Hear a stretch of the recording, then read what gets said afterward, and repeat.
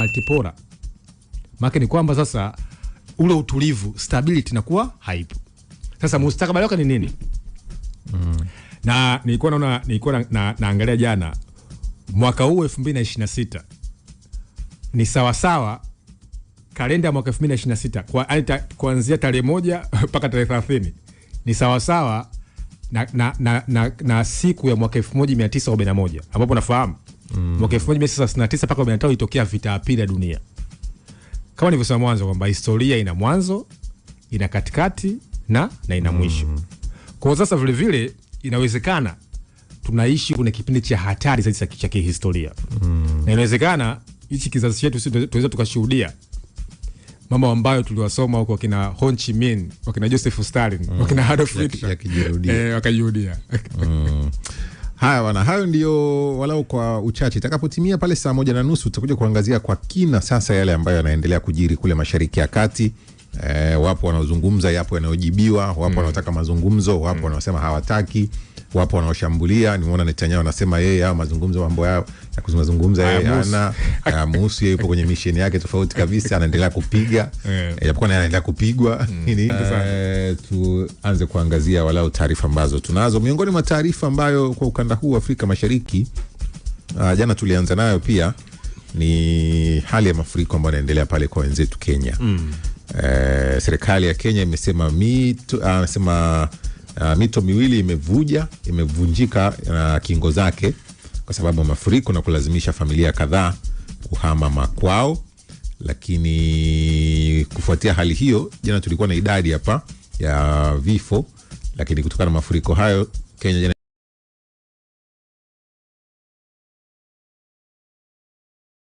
21 zimeathiriwa na mafuriko, hali inayozusha wasiwasi kuhusu usalama wa umma, uharibifu wa miundombinu na ongezeko la misaada ya kibinadamu. Kulingana na Wizara ya Mambo ya Ndani ya nchi hiyo, idadi ya watu ambao wamekimbia makazi yao tangu mafuriko yaanze mapema mwezi Machi imefikia 34,000. Kubwa kweli kweli kabisa. Kisa cha hivi karibuni zaidi kimetokea magharibi mwa Kenya ambapo mto Nyando ulifurika Jumatatu na kufunika sehemu ya daraja inaitwa Ahero katika barabara kuu ya Kericho Awasi Kisumu, hali iliyovuruga usafiri katika eneo hilo.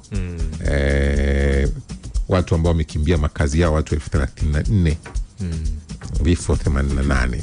Kenya napitia kidogo hali ambayo mvua ni kama imekaa kwao, imechejamaa, imekaa kwao. Watu 34 wamekimbia makazi.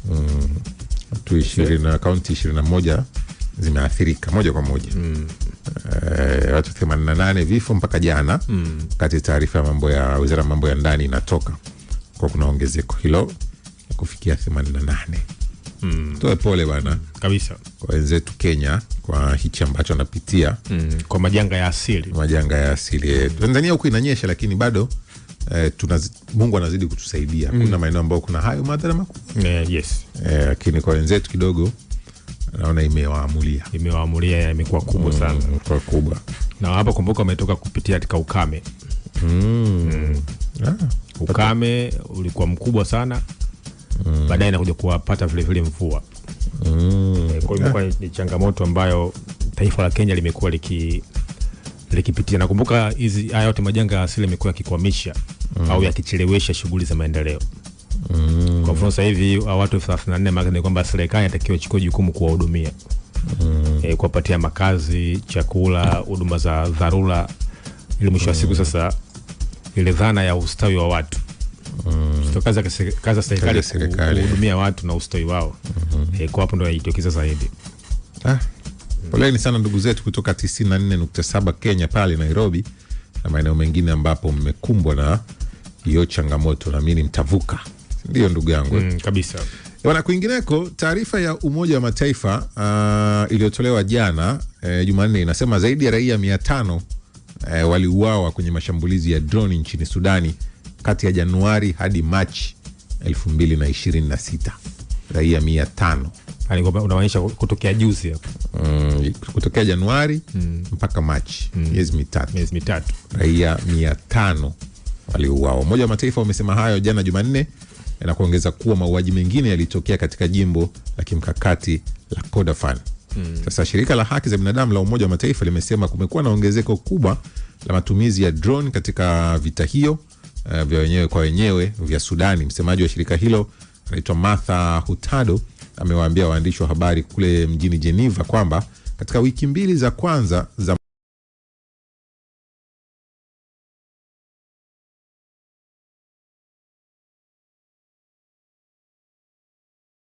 drone. Alitoa taarifa hiyo jana, ambapo pia aliangazia hasa shambulizi la tarehe 20 Machi dhidi ya hospitali ya El Dain kwenye jimbo la Darfur Mashariki lililoua watu 70 wakiwemo watoto 13 na kujeruhi wengine 146. Hali ni mbaya kweli kweli Sudan.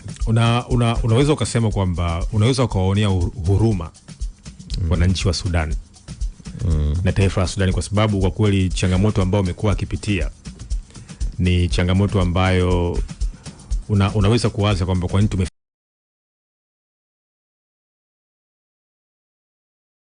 utajiri wa dhahabu na mafuta, lakini still bado limeangukia katika vita vya wenyewe kwa wenyewe. Na kwa kweli tangu alivyoondoka Omar al-Bashir mwaka 2019 na tangu alivyoingia kiongozi wa mpito Abdullah Hamdok, lakini vile vile tangu walipogombana majinali wawili ya Hemeti pamoja na mwenzake General Fattah al-Burhan, kwa kweli umekuwa Sudan haijatulia unaweza kusema. Na kuna vikao vingi vya AU kama kwamba Africa Union wamekuwa wakizungumza kuhusu swala zima la Sudan. Jambo ambalo kimsingi linawashuhutisha ni issue ya Kongo, issue ya Sudani, Afrika ya Kati na pembe ya Somalia, au katika zile nchi ambazo zinajulikana kama za IGAD, pembe za nchi ya Afrika. Kuanzia kule Djibouti, Eritrea, Somaliland, Somalia, Mogadishu kule. Sasa Sudani kwa nini imekuwa inachukua vichwa vikubwa vya habari vya kimataifa? Kwa sababu kwanza ni taifa kubwa kijiografia. Ukiacha lenyewe Kongo na Afrika ya Kati. Lakini ubaya zaidi Mtei, taifa hili limeanguka. Tunaposema taifa kuanguka, maana ni kwamba taifa linashindwa kuwahudumia watu wake. Kuna sifa 4 za taifa kuanguka. Sifa ya kwanza ni serikali kukosa udhibiti wa kuendesha nchi. Sifa ya pili ni serikali kushindwa kulinda mipaka. Sifa ya tatu, kuna taifa kunakuwa hakuna umoja na mshikamano. Hakuna tunasema sense of nationalism ya utaifa. Yaani ile sense ya kujisi kwamba wewe ni Msudani au wewe ni Mkongo. Lakini sifa ya 4 ni taifa hilo kushindwa kuwahudumia watu wake kwenye kiwango cha kawaida, kutoa huduma za msingi na vitu kama hivyo. Sasa ukitazama kwa kweli hali ya Sudan inakuonyesha kwamba uongozi unaweza ukapelekea catastrophe kwa wananchi. Kwa sababu kumbuka hapa Mtei tunazungumza ni kutofautiana tu kwa viongozi hao wawili. Mmoja ni mkuu wa majeshi, anaongoza jeshi la Sudan Army Force, General Fattah al-Burhan, na mwenzake Mohamed Dagalo Hemeti wa RSF. Yaani hawa ndio wameifikisha Sudani ilipofika hapa. Walisaidia kumngoa Bashir mwaka 2019. Baada pale wakawa sasa kila mtu anataka kuongoza Sudan. Na vile vile tujifunze nchi za Kiafrika, kwa nini unakuwa na jeshi katika nchi afu unatengeneza jeshi lingine katika nchi? Hiyo ndio shida ya Sudan. Yaani kuna jeshi la Sudani afu huyu Omar al-Bashir akatengeneza jeshi lingine linaloitwa RSF. Kwa kuna majeshi haya mawili. Sasa hao watu walishirikiana kumpindua.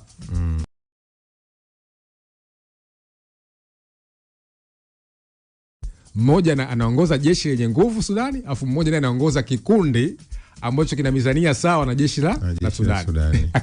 Ndio shida ilipoanzia. Kwa hiyo kilichotokea sasa ni kwamba kila mtu anajisikia kwamba ana nguvu. Na utacheka wakaenda kwa mfano hawa wawakilishi wa RSF walivyokuja kwa mfano Kenya. Kujaribu kufanya hiyo of course mediation na negotiation. Unaona kabisa kwamba wote wanajisikia kwamba wao ndio watakiwa kuiongoza Sudan. Huko kwa mfano Mohamed Abdul Fattah al-Burhan alivyoenda katika Umoja wa Mataifa kikao cha 79 cha UNGA, United Nations General Assembly. Yeye ndio anajisikia kwamba yeye ndio mtawala wa Sudan. Of course Umoja wa Mataifa umekuwa ukimtambua Abdel Fattah al-Burhan kwamba yeye ndio kiongozi wa nchi ya Sudan. Lakini vile vile hawa kwa hali jinsi ilivyo, mimi binafsi nawaona kabisa wakienda ICC, International Criminal Court, kwa sababu wamesababisha catastrophe na watu 500 kwa miezi mitatu. Kuna ripoti kwa mfano za vyombo vya kimataifa, kuna zaidi ya watu 300 zaidi wamefariki. Sasa watu 300 mjomba, sio mchezo. Haya bwana, hayo ni ya Sudani ambayo yanaendelea huko, na nchi kama imeyuka, nchi imeanguka, imesambaratika, haipo nchi. Yani kuna kitu kinaitwa Sudani, lakini nchi haipo. Bwana, tukiangazia taarifa nyingine, serikali ya Ghana imetoa wito kwa mataifa mbalimbali duniani kuunga mkono hoja yake iliyopeleka Umoja wa Mataifa UN, ambapo wao wanataka kutambua na kutangaza, yani UN yenyewe itambue na kutangaza kwamba utumwa ulikuwa ni uhalifu. Ghana wamepeleka ombi Umoja wa Mataifa. Na mimi naongezea watulipe fidia UN kwamba jamani, kama tusiweke tu kwenye historia kama nasema hivi, kama Ghana wameanzisha huo mkakati, tuongezee watulipe na fidia. Wao wanataka hivyo. Hatua hiyo inalenga kuimarisha mazungumzo yanayoendelea kuhusu fidia na uwajibikaji.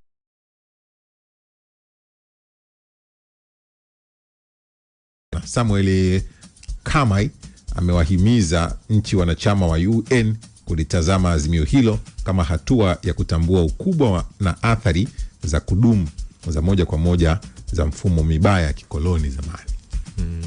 Yani tusiishie tukusoma kwenye historia kwamba babu zetu waliteswa, tupewe fidia.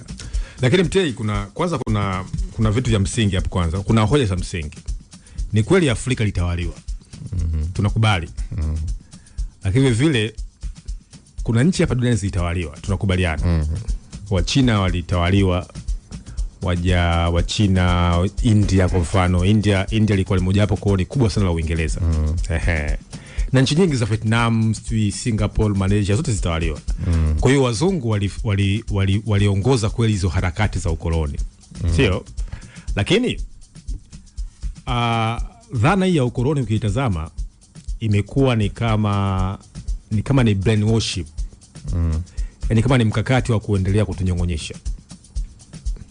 Kwa nini? Of course, Ghana ni taifa la kwanza kupata uhuru wa Afrika mwaka 1957. Chini ya Kwame Nkrumah, daktari ambaye baadaye akaja huyu akapinduliwa, na moja ya kitabu maarufu kinaitwa The Beautiful Ones Are Not Yet Born, kwamba wasichana wazuri bado hawajazaliwa, kimeandikwa na Amakwe Ama. Of course alikuwa anazungumza wasichana, alikuwa anamaanisha viongozi wazuri hawapo kwenye dunia, akirejelea utawala wa Kwame Nkrumah, kwamba alituahidi kwamba ataondoa rushwa, lakini alipoingia mamlakani rushwa ikaendelea. Okay, hiyo ni story nyingine. Lakini kuna nataka kusema kwamba Afrika itawaliwa kwa miaka mingi sana. Tangu kinachoitwa kipindi cha mercantilism. Biashara ya pande tatu, Afrika, Ulaya, na walikuwa wachukuliwa watumwa wanaenda. Kama vile ambavyo Marekani itawaliwa miaka 400 na Uingereza. Tangu Christopher Columbus avovumbua kinachoitwa Amerika, ilitawaliwa vile vile Marekani. Sasa hoja ya msingi ambayo ndo nafikiri ndo debate ya msingi zaidi, kwa nini Afrika imebaki kama ilivyo? Kwa sababu wa Singapore itawaliwa, wengine walitawaliwa wote. Kiambiwa Singapore itawaliwa sema na nani? Jamani, mbona inaonekana haikutawaliwa? Wa Singapore itawaliwa, India imetawaliwa. India leo hii ni taifa ambalo ina uchumi mkubwa kuliko Uingereza. India ukiangalia kwa GDP, gross domestic product. Singapore ilitawaliwa, Vietnam ilitawaliwa, si ndio? Sasa ni kweli kabisa kwamba kuna hizo harakati za kutaka wazungu watulipe fidia. Na kwa kweli wazungu kwa ukoloni wamepeleka majanga makubwa sana. Kwa mfano hiyo nchi ya Kongo, huyu ambao anaitwa King Leopold wa pili, alipelekea catastrophe kubwa sana katika nchi ya Kongo. Tazama. Na maeneo mbalimbali duniani katika nchi ya Kiafrika. Lakini hoja msingi ni kwamba kwa nini mataifa mengine yaliyotawaliwa yanapiga hatua za kiuchumi na zinakimbia haraka kuliko Afrika? Sasa ipo hivi. Kuna msemo mmoja wa Kiingereza unasema don't be a prisoner of the past. Usiwe mfungwa wa kihistoria. Sasa hapa nawaambia wa Ghana sasa, afu tukisymbolize Afrika nzima, usiwe mfungwa wa kihistoria. Kwa sababu tukisema kwamba Afrika tulitawaliwa, watakwambia wa Japan na sisi tulipeleka ukoloni, watakwambia wa Taiwan zaidi ya miaka 100. Hiyo historia kwa mfano ya tuje kuzungumza historia vizuri kwa sababu ni mada pana, lakini kwa mfano utawaliwaji wa Japani unafanana na utawaliwaji wa Afrika kihistoria. Utumwa. Sasa ipo hivi. Kutawala maana yake ni domination. Ndio, kwa sababu hiyo biashara utumwa ambayo inatajwa, maana unajua ipo hivi. Ngoja nikwambie kitu kimoja. Kuna mfumo wa capitalism ambao ulitokea miaka ya karne ya 19. Mfumo wa capitalism umepitia katika hatua za msingi 3. Kuna monopoly,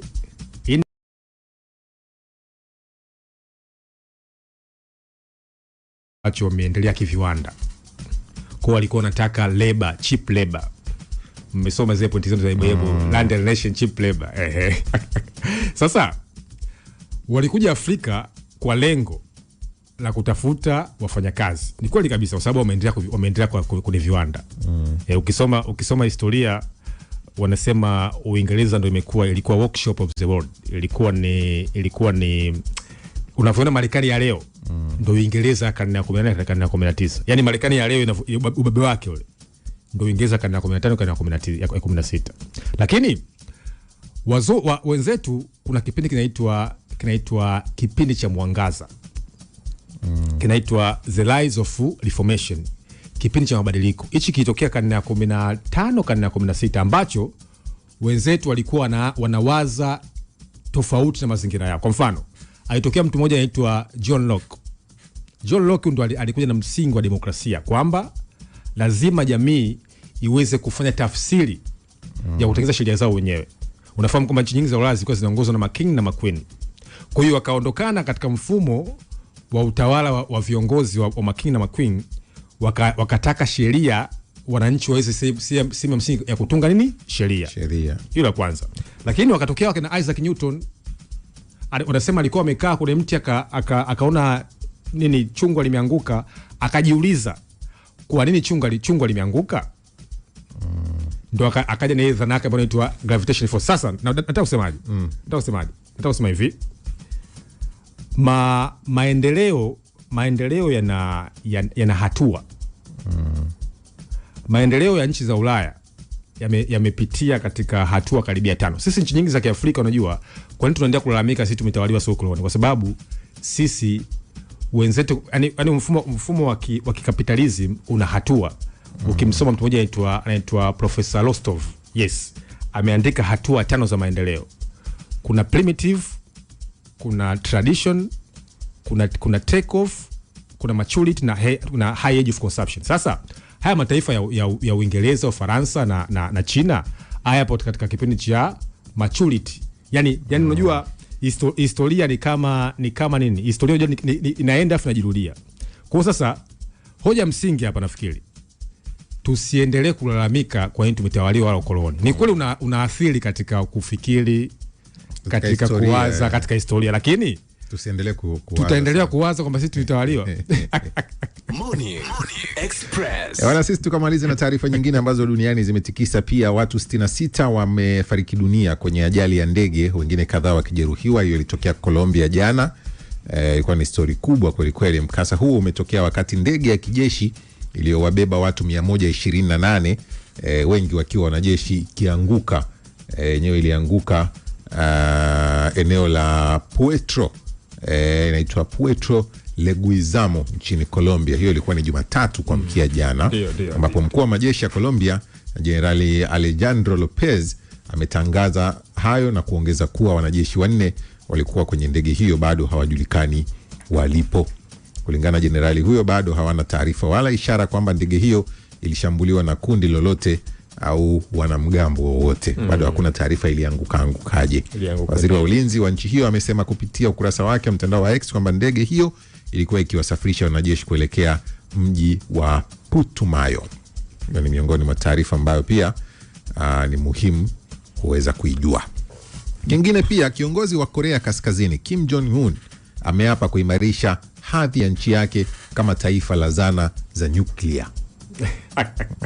Wakati dunia mnawaza kwamba tuzuie watu wasirutubishe sana nyuklia kwa wingi. Kim Jong Un anasema anataka taifa lake liendelee kuwa top kama taifa lenye zana za nyuklia la juu kabisa. Sasa kiongozi huyo wa Korea Kaskazini ameapa kuimarisha hadhi ya nchi yake kama taifa lenye silaha za nyuklia, huku akisisitiza msimamo mkali dhidi ya Korea Kusini.